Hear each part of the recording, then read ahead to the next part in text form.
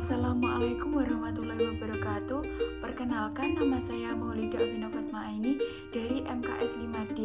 Kali ini saya akan menjelaskan tentang Bank Mayapada Internasional Tbk, PT Plaza Indonesia Realty Tbk atau PLIN, dan obligasi negara. Mari kita simak. Yang pertama, kita akan membahas tentang Bank Mayapada Internasional Tbk atau Maya. Bank Maya ini didirikan pada tanggal 7 September tahun 1989 dan mulai beroperasi secara komersial pada tanggal 16 Maret tahun 1990. Kantor pusat Bank Mayapada ini beralokasi di Jakarta. Bank Mayapada memiliki 36 kantor cabang, 77 kantor cabang pembantu, 7 kantor kas, dan 85 kantor fungsional. Pemegang saham yang memiliki 5% atau lebih saham Bank Mayapada Internasional Tbk yaitu yang pertama, PT Mayapada Karunia atau pengendali sekitar 26,42%. Yang kedua, JPM-CB atau Charity Life Insurance sekitar 40,00%.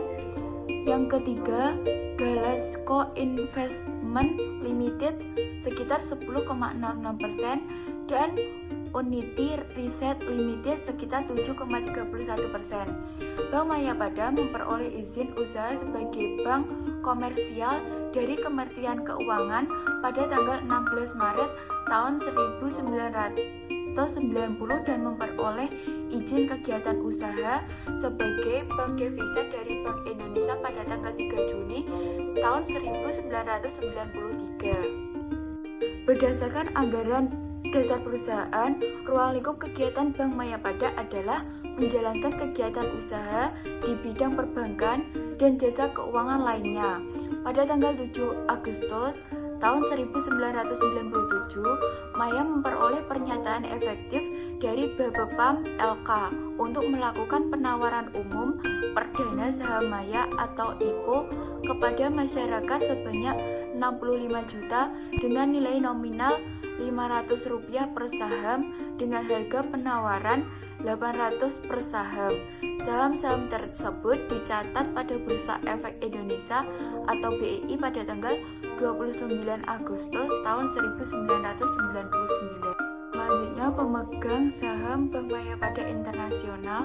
Yang pertama, Unity Research Limited dengan presentasi 7,31%. Yang kedua, Galasco Investment Limited dengan presentasi 12,67%. Yang ketiga, JPM-CB NA Realty Life Insurance Co. Ltd dengan presentasi 19,38%. Yang keempat, Mayapada Karunia Corporation PT dengan presentasi 29,89%. Selanjutnya, Liang Xian Limited dengan presentasi 12,39%. Selanjutnya, Masyarakat dengan presentasi 18,36%. Saham Treasury dengan presentasi 0,00%. Dan yang terakhir, Dato Sri Prof. Dr.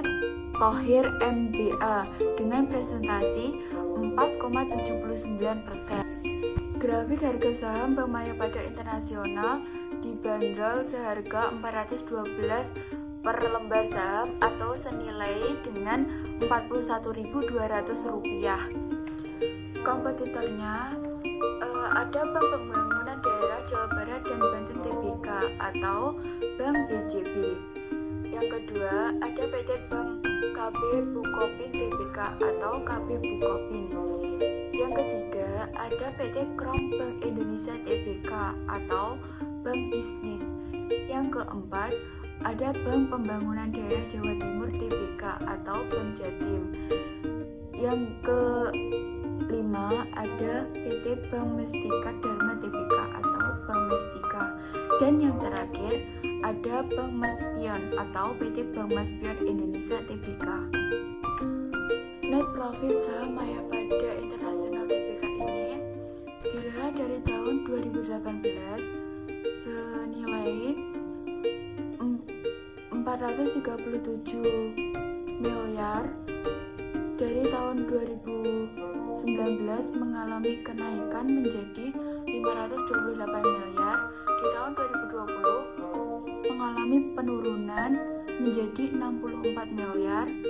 Di tahun 2021 mengalami penurunan senilai 44 miliar. Dari tahun 2022 mengalami penurunan menjadi 25 miliar. Dan di tahun 2023 ini mengalami kenaikan menjadi 57 miliar. Dapat dilihat di grafik sebagai berikut. Selanjutnya, aset. Aset merupakan sumber daya dengan nilai ekonomi yang dimiliki atau dikendalikan oleh perusahaan dengan harapan akan memberikan manfaat di masa depan. Aset dilaporkan di neraca perusahaan dan dibeli atau dibuat untuk meningkatkan nilai perusahaan atau menguntungkan operasi perusahaan. Aset dapat dianggap sebagai sesuatu yang dapat menghasilkan arus kas, mengurangi pengeluaran, atau meningkatkan penjualan terlepas dari apakah itu peralatan produksi atau paten. Aset dari Bank Mayapada International Tbk dari tahun 2018 sampai tahun 2023 mengalami penurunan di tahun 2020. Dividen adalah pembagian laba kepada pemegang saham berdasarkan banyaknya saham yang dimiliki. Jumlah dividen yang akan dibagikan diusulkan oleh Dewan Direksi Perusahaan dan disetujui di dalam Rapat Umum Pemegang Saham atau RUPS. Dividen dari Bank Mayapada Internasional dimulai dari tahun 2018 ada 60 mengalami penaikan dan selanjutnya di tahun-tahun selanjutnya mengalami penurunan. Ada return on asset. Return on asset atau ROA menunjukkan seberapa besar kemampuan perusahaan dalam menghasilkan laba dengan menggunakan total aset yang dimiliki perusahaan. ROA yang positif menunjukkan bahwa dari total aset yang dimiliki, perusahaan mampu menghasilkan laba. Semakin besar nilai ROA, berarti semakin efektif perusahaan dalam mengelola aset yang dimiliki. Dan sebaliknya, ROA yang negatif menunjukkan bahwa perusahaan sedang mengalami kerugian. Berikut presentasi dari ROA diawali dari tahun 2018. Pada tahun 2018, ROA Bank Maya ini senilai 0,5% dan mengalami kenaikan di tahun 2019 menjadi 0,57%. Di tahun 2020 mengalami penurunan senilai 0,7%. Di tahun 2021 mengalami penurunan senilai 0,4%. Di tahun 2022 menjadi 0,2%. Dan di tahun 2023 mengalami penurunan 0,01%. Berarti ROA dari Bank Maya International Tbk ini menunjukkan bahwa perusahaan sedang mengalami kerugian. Return on Equity atau ROE digunakan untuk mengukur seberapa besar keuntungan yang dihasilkan perusahaan dibandingkan dengan modal yang disetor oleh pemegang saham. ROE berguna untuk membandingkan profitabilitas perusahaan dengan perusahaan lain dalam industri yang sama. Nilai ROE yang semakin besar menunjukkan bahwa perusahaan lebih mampu mengelola modal yang dimiliki untuk menghasilkan laba. ROE pada tahun 2018 senilai 4,05%. Dan di tahun 2019 mengalami kenaikan menjadi 4,28%. Di tahun 2020 mengalami penurunan senilai 0,5%. Di tahun 2021 mengalami penurunan perusahaan menjadi 0,32%. Di tahun 2022 mengalami penurunan senilai 0,19% dan di tahun 2023 menjadi 0,1%. Selanjutnya, analisis fundamental pada saham Mayapada International Tbk. Yang pertama, net profit. Perusahaan mencetak laba positif 5 tahun berturut-turut. Rasio hutangnya atau DER, rasio hutang kurang dari 1 atau 0,19 kali modal. Current ratio atau aset lancar lebih besar dari liabilitas jangka pendek. Selanjutnya, price to book value atau under value, PBV lebih rendah dari valuasi perusahaan atau 0,00. Tier saham tier 3 dengan market cap kecil atau di bawah 1 tahun. Net profit margin, profitabilitas kurang baik. NPM kurang dari 10% atau 2,81%. Return on quality, profitabilitas kurang baik. ROE kurang dari 15% atau 0,1%. Selanjutnya, over value, harga saham di atas harga wajar atau 0. Earning per share, perusahaan belum mencetak EPS positif selama 3 tahun berturut-turut. Yang kedua, kita akan membahas tentang saham PLIN. Apa sih PLIN itu? PLIN atau PT Plaza Indonesia Realty Tbk merupakan perusahaan yang berbasis di Indonesia yang utamanya bergerak dalam bisnis perhotelan. Segmen perusahaan ini meliputi perhotelan yang berkaitan dengan manajemen dan pengoperasional hotel, pusat belanja yang berkaitan dengan penyewaan dan penyediaan layanan seperti parkir dan promosi di pusat belanja, kantor yang berkaitan dengan penyewaan ruang kantor dan penyediaan layanan di gedung kantor, dan apartemen yang berkaitan dengan penjualan apartemen. Kantor pusat perusahaan berada di Jakarta, Indonesia. Pemegang saham PLIN. Yang pertama, dari PT Plaza Indonesia Investma dengan persentase 96,61%. Yang kedua, dari Public atau EAT below 5% dengan persentase 2,99%. Yang kedua, Treasury Stock dengan persentase 0,40%. Grafik harga sahamnya bisa dilihat di grafik sebagai berikut. Pada tanggal 27 November tahun 2023 dengan IDR 2780,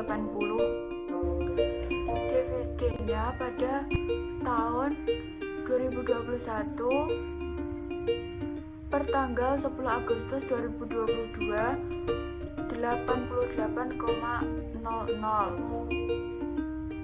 Pada tahun 2022 per tanggal 30 Mei 2023 140,00.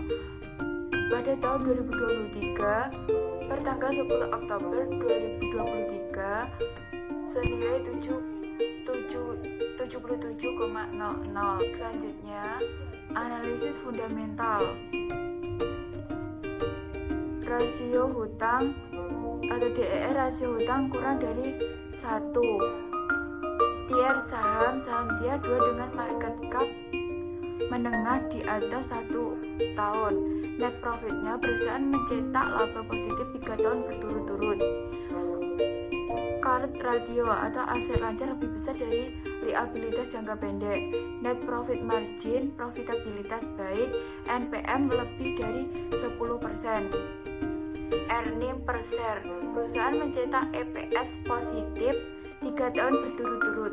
Return on quality, profitabilitas kurang baik. ROE kurang dari 15% atau 1,3%. Buffett intrinsic value, overhead value, harga saham di atas harga wajar. Price book value, overhead PBV lebih dari satu kali valuasi perusahaan 1,16. Neraca keuangan. Neraca keuangan adalah laporan keuangan yang memberikan ringkasan mengenai aset, kewajiban, dan ekuitas suatu perusahaan pada suatu titik waktu tertentu. Neraca keuangan ini membantu investor dalam memahami nilai total aset yang dimiliki perusahaan, jumlah kewajiban yang harus dibayar, serta jumlah ekuitas yang dimiliki pemilik perusahaan.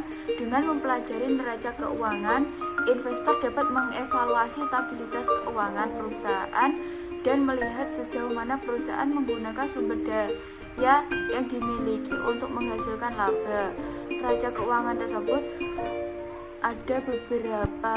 Yang pertama ada aset, yang kedua modal equity, ketiga ada piutang, yang keempat ada investasi jangka pendek, yang kelima investasi jangka panjang, dan yang terakhir ada utang.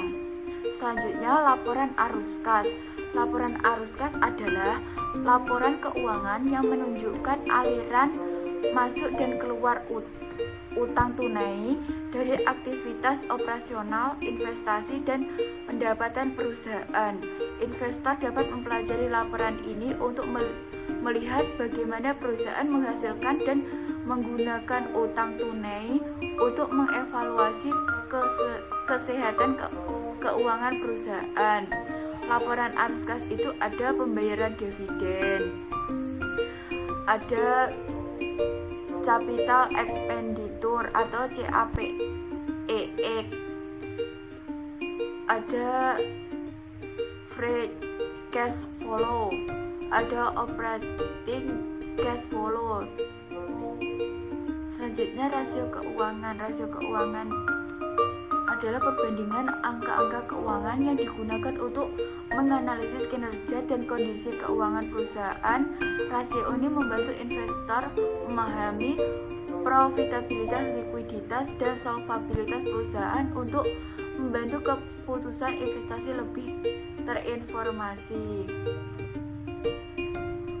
Return on asset pada PT Plaza Indonesia Realty Tbk ini dari tahun 2021 senilai 3,74%. Di tahun 2022 mengalami kenaikan menjadi 4,51% dan di tahun 2023 mengalami penurunan senilai 1,13%. Sedangkan return on quality atau ROE pada tahun 2021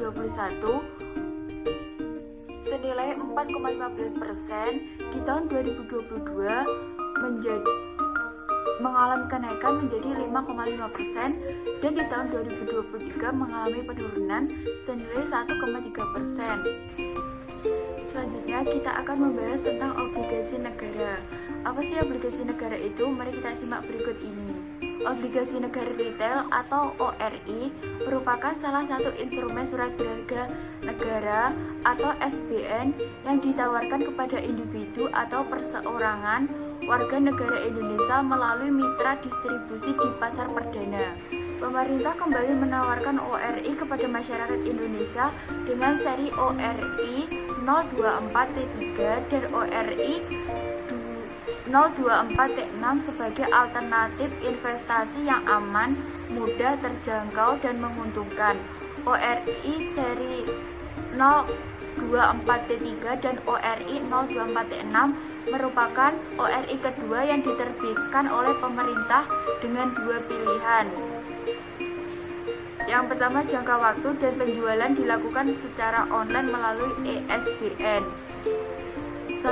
Selanjutnya, karakteristik dari obligasi negara. Yang pertama, membentuk tanpa warkat atau scriptless dan dapat melayani antar investor domestik. Yang kedua, kupon tetap atau taraf tetap.